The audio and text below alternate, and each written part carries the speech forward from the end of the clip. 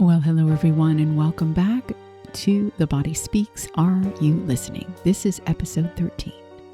Have you ever wondered why fear lives so specifically in the body, not as an abstract feeling, but as a physical sensation that settles somewhere and stays?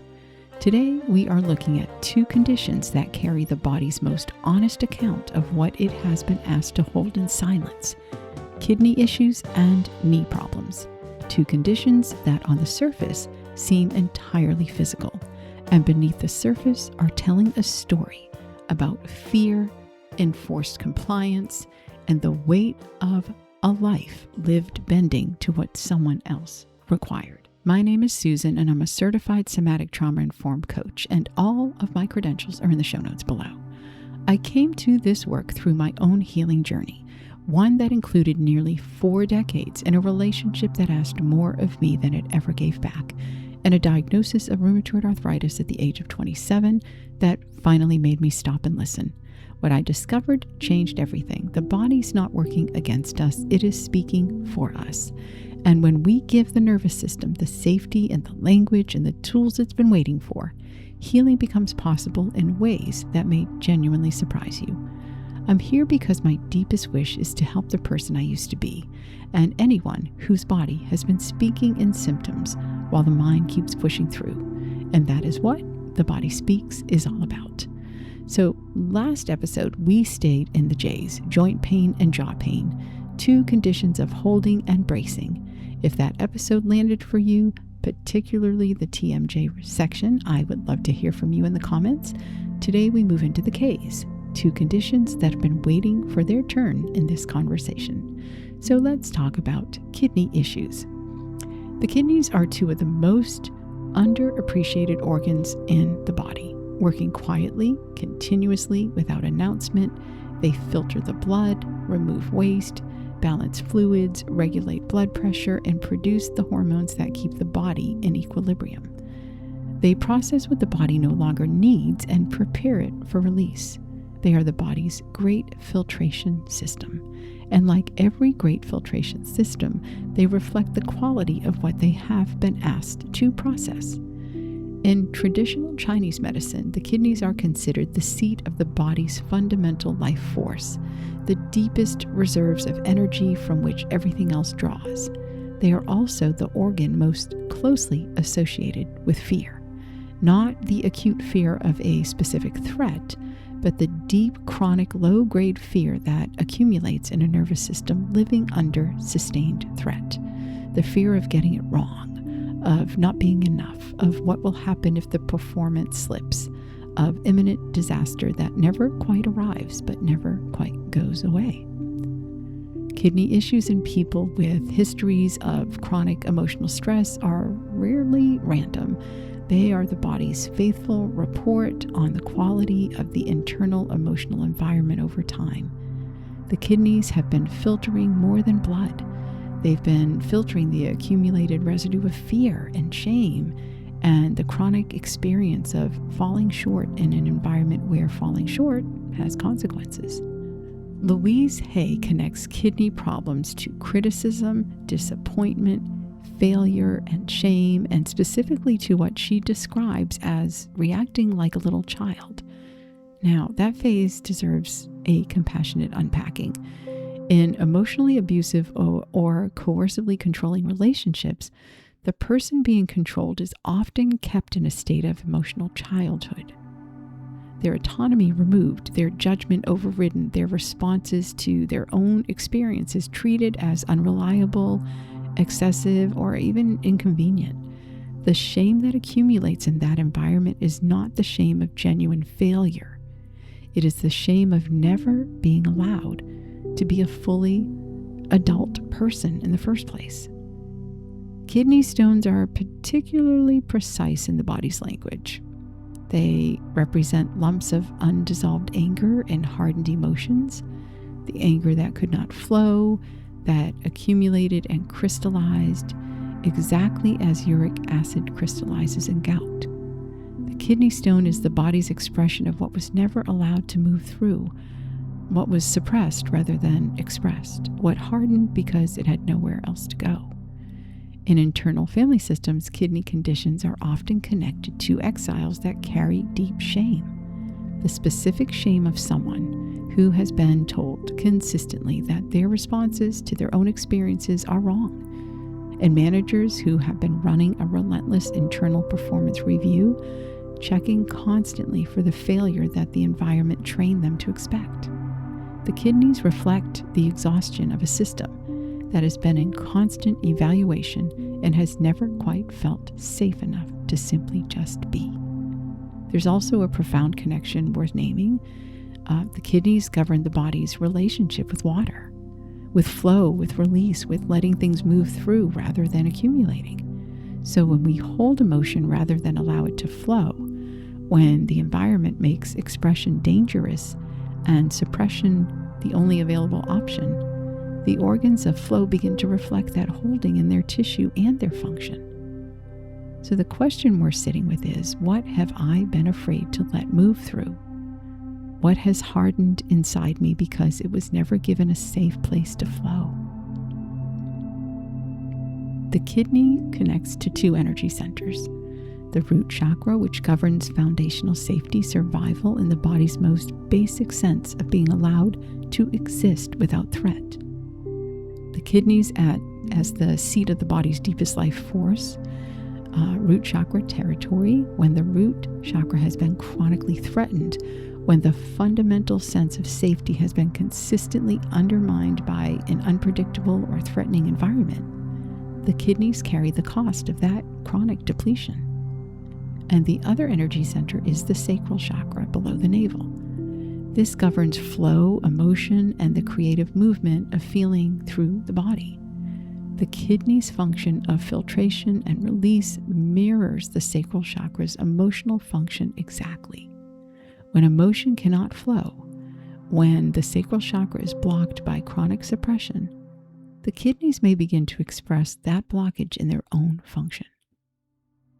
The invitation is to place both your hands on your lower back, just above the hips where the kidneys sit, and breathe warmth into them 3 times, and say to them, I know what you've been filtering. I am going to start giving this material somewhere to go other than here. Now, the physiological connection between chronic stress and kidney function is well established. Cortisol and adrenaline released chronically during sustained emotional stress constrict the blood vessels that supply the kidneys, reducing their filtration capacity over time. Chronic high blood pressure, itself strongly associated with sustained emotional stress, is one of the leading contributors to kidney disease. The fear response that the kidney meridian in Chinese medicine associates with this organ is not a metaphor. The body's fear chemistry directly stresses the organ most associated with it. Research also shows that people with PTSD and complex trauma histories have measurably higher rates of kidney disease, and that the relationship between chronic psychological stress and kidney function operates through the same HPA axis dysregulation that drives so many of the conditions in this series. The kidneys are not separate from the nervous system. They are one of its most faithful reporters. Kidney issues, particularly when chronic and accompanied by a persistent sense of not measuring up or never quite being safe, often carry a life lesson about self-compassion, specifically about learning to extend to yourself the gentleness that the critical inner voice has never allowed. The recurring question is, what would change if you stopped evaluating your own experience against a standard you were never given a fair chance to meet? And what would it feel like to let the accumulated hardness, the crystallized anger, the held shame, begin to dissolve into something that can finally move through? Learning to connect with what your body's telling you is always the first step. Kidney health responds well to adequate hydration. Water is literally the medium through which the kidneys do their work. Reducing sodium and processed foods reduces the filtration burden, And the somatic practice through this series, particularly anything that activates the parasympathetic nervous system and reduces the cortisol load the kidneys are living in, addresses the condition at its deepest root. Now let's talk about knee problems. The knees are among the most mechanically complex joints in the human body. They carry the full weight of the body in motion, absorb the impact of every step, and they provide the flexibility that allows us to walk and to run, climb, to kneel, to change direction. They are literally what bends for us, the joint of humility, of flexibility, of chosen surrender to the forces of gravity and movement. And they are also, in the body's emotional language, one of the most revealing joints of all, because the knee bends in two distinct ways. The chosen bend, the sovereign decision to kneel, to bow, to be flexible in the face of what life asks of you, and the enforced bend, the compelled submission, the kneeling that was not chosen but required, the flexibility that was not an expression of grace but of powerlessness. When the knees speak through pain, stiffness, or resistance, the body may be asking, how much of your bending has been chosen? How much has been required of you by someone or something that left you no other option? The knee that will not bend easily or that bends and causes pain may be carrying years of enforced compliance, and the anger, the pride, and the grief of someone who was made to kneel when they deserved to stand. Louise Hay connects knee problems to stubborn ego and pride, inability to bend, fear, and inflexibility, and to not wanting to give in. Now, I want to read this with the most compassionate lens available. In many cases, the inability to bend is not stubbornness in its negative sense. It is the protective, rigid part of you that someone who has been bent too far, too often against their will. The ego that will not give in may be the last remaining boundary of a self that has given in to almost everything else. The stiff knee may be the body's final refusal, the part of the person that will not kneel again. There is also a fear thread worth naming. The knee that locks or collapses under pressure may be expressing the specific fear of moving forward. The terror of the knee step when the next step has so often led somewhere painful. When moving forward has consistently meant walking into something threatening. The joints designed for forward movement begin to speak about the fear of it. In internal family systems, knee problems are often connected to a protector that has been carrying both the exhaustion of enforced compliance and the fierce, sometimes suppressed determination not to comply anymore. The stiff knee is the protector saying, I am not bending for anyone else. And the locked knee is the one that cannot move forward into a future it has not yet been given reason to trust. So the question we're sitting with is, where in your life have you been bending out of a compulsion rather than choice? And what would it feel like to begin choosing which things are genuinely worth bending for, from a place of sovereignty rather than fear? The knee problems connect to two energy centers. The root chakra, the knees carry the body forward, and the root chakra governs the foundational safety that forward movement requires. When the root chakra carries unresolved fear, when moving forward in life has felt dangerous or has led consistently to harm, the knees as the joints of forward movement may reflect that fear in their resistance or their pain. And the solar plexus, upper abdomen. The solar plexus governs personal power, will, and the right to stand in one's own authority. Knee problems connected to enforced compliance and the inability to stand upright in one's own life, that is solar plexus territory. The personal power that has been compelled to bow when it wanted to stand. A depleted solar plexus and painful knees often tell the same story. So the invitation would be to stand with both feet flat on the floor and to feel the ground beneath you. Feel your knees, not asking them to bend or to flex, just to acknowledge them and to say to them, I know what you have been carrying. I know how much bending has been required. And I'm going to start choosing what I kneel for. Now, the physiological connection between chronic stress and knee health operates through several mechanisms. Cortisol suppresses collagen production, the primary structural protein of cartilage, tendons, and ligaments. Long-term elevated cortisol means long-term depletion of the tissue that protects and maintains the knee joint. Systemic inflammation driven by chronic stress directly targets joint tissue, including the knee.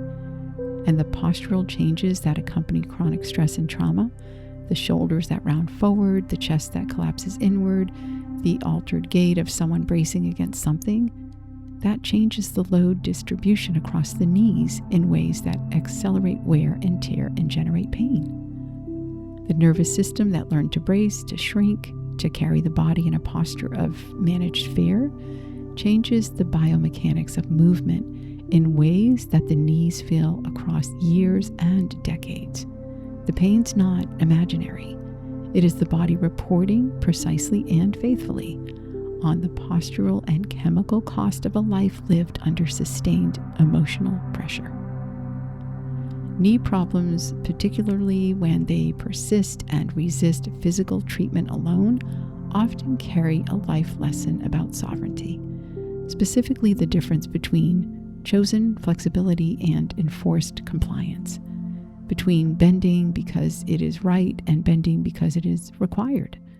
The recurring question is, what in your life is still requiring you to kneel when you know you deserve to be standing? And what would it mean to begin making the bending conscious, to choose what you're willing to bow to, and to stand straight and unapologetically in front of everything else? Learning to connect with your body is always the first step. Knee health responds to gentle, consistent movement that maintains range of motion without additional load. Omega-3 fatty acids reduce joint inflammation, and collagen peptides have research behind them for cartilage support. And the somatic and emotional practices throughout this series address the nervous system's postural and chemical contribution to knee pain at the level where they actually originate. Today we talked about two conditions, the kidneys and the knees. The kidneys holding the fear, the shame, the accumulated hardness of everything that was suppressed rather than allowing it to flow. The filtration system of a body that was asked to process more than anyone should be asked to process. And that did so faithfully, without complaint, until the weight of what was being filtered became too much. The knees carrying the weight of enforced compliance, the bending that was not chosen, the stiffness that is the body's last refusal, the protector's final act of holding a line, the locked joint that will not move forward into a future it has not yet been given reason to trust. Both of these conditions are not the body failing. They are the body succeeding at the only job it has ever had, communicating as clearly and persistently as it knows how that something needs attention. The kidneys are not your enemy. The knees are not betraying you. They are reporting. And you, by being here, by listening, by finally beginning to understand what they've been saying, well, you're giving them the most healthy and healing thing available, and that is your attention. And God and the universe and source, the intelligence that placed the capacity for both flow and structure in every human body, that designed the kidneys to release and the knees to carry forward, that has been working through every symptom and every condition to bring you to this moment of finally hearing what has been said. That intelligence is here in every breath that moves through the body, in every moment of genuine self-compassion, in every step you take that is chosen rather than compelled. Now, if you're ready, let's begin your guided meditation. Find a comfortable position, and if you can, put both feet flat on the floor. feeling the ground and feeling your knees and feeling your whole lower body making contact with the earth. Placing both hands open in your lap and closing your eyes. Take one slow, deep breath in through your nose and a nice, long, complete exhale through your mouth, letting your body settle, letting your shoulders drop, your jaw release. Now bring your awareness to your lower back, the place where your kidneys sit. And if you can reach comfortably, place your hands on that area. And if not, you can simply direct your awareness like a warm light to where your kidneys are.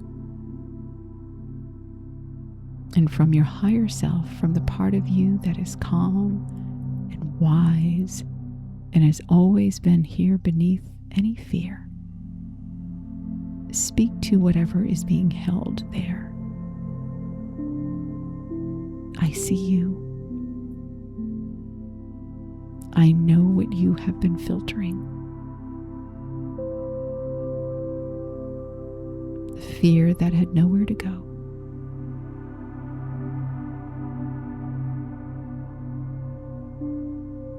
The shame that was placed there by someone who did not understand what they were placing.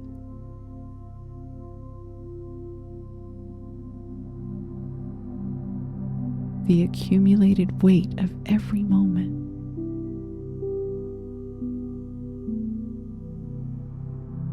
Being made to feel you were not enough.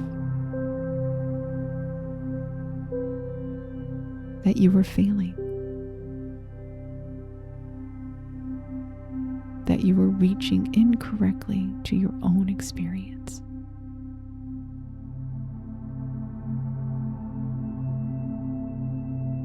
And I want to say something clearly. The shame was not the truth of you.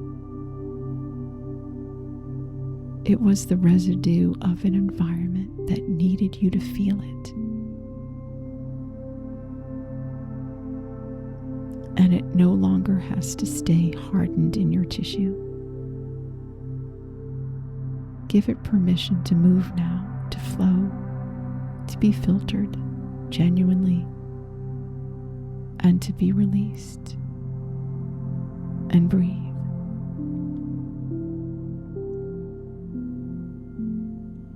Now bring your awareness to your knees, the joints that carry you forward, that have bent when they were asked to bend.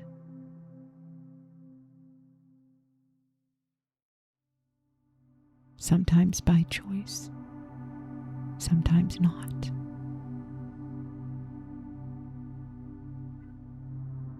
And to the part that's been holding rigidly, the one that will not bend again because it has bent too much.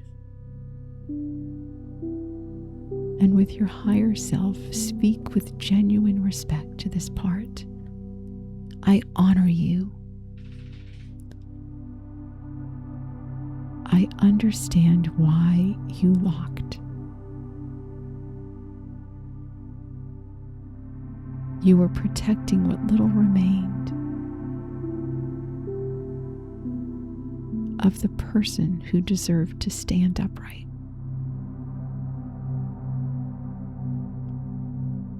And I want you to know the bending that comes next will be chosen.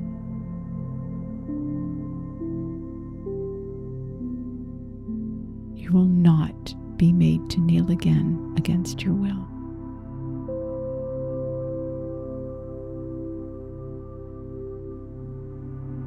Every bend from here is yours to decide.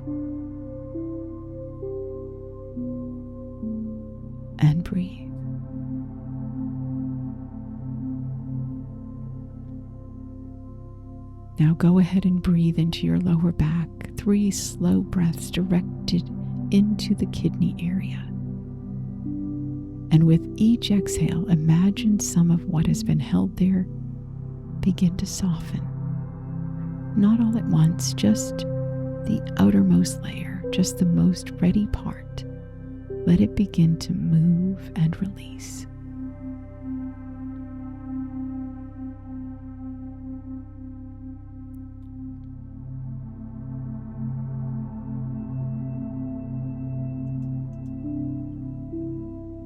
Now bring your awareness to your knees and make the smallest intentional movement available to you. Just a gentle bend and straighten if you can, or simply a shift in the weight from one side to the other. Just a tiny movement. And feel the difference between a bend that is forced and a bend that is chosen. This one is chosen. This one is yours. Now speak to this intelligence within you, to God and the universe and source. I'm giving my kidneys permission to release what is hardened.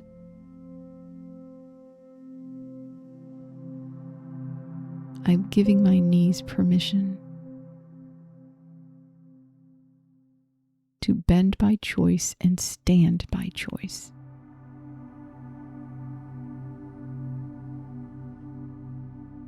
I'm giving my whole body the message it has been waiting for.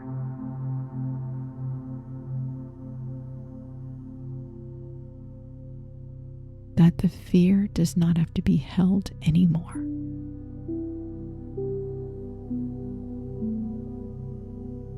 That the compliance does not have to be automatic anymore.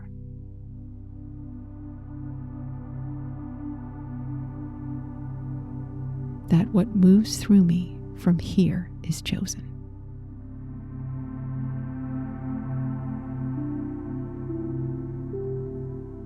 And what I kneel for from here on out is mine to decide.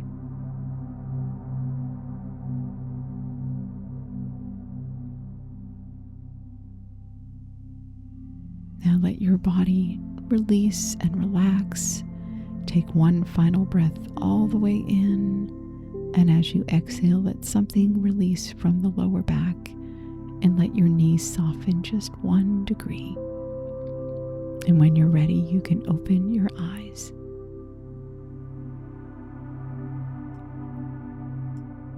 Kidney issues and knee problems, the fear beneath and the weight above. 2 conditions that have been faithfully, precisely, lovingly carrying a message about what the emotional body has been asked to hold. Whatever landed for you today, please be gentle with yourself. This is tender territory. The kidneys and knees are carrying something real. And now, finally, they've been heard. In the next episode 14, we move into the L's. We'll be talking about liver conditions and lung conditions, the body's 2 great carriers of anger and grief. 2 more conditions that, when you understand the emotional root beneath them, will never look random again. If today names something your body's been expressing without language, this work does go much deeper in one-to-one sessions. I do offer those, and my information is in the show notes below. Remember, the doctor dresses the wound, and the infinite healing intelligence within you does the rest. And before you go, if you would be so kind to leave a comment, give a thumbs up, or share with someone who just might need to hear this about their body today, I would greatly appreciate it. And if you haven't subscribed, I hope you will join us. Until next week, love and hugs. Remember, your body has always been on your side.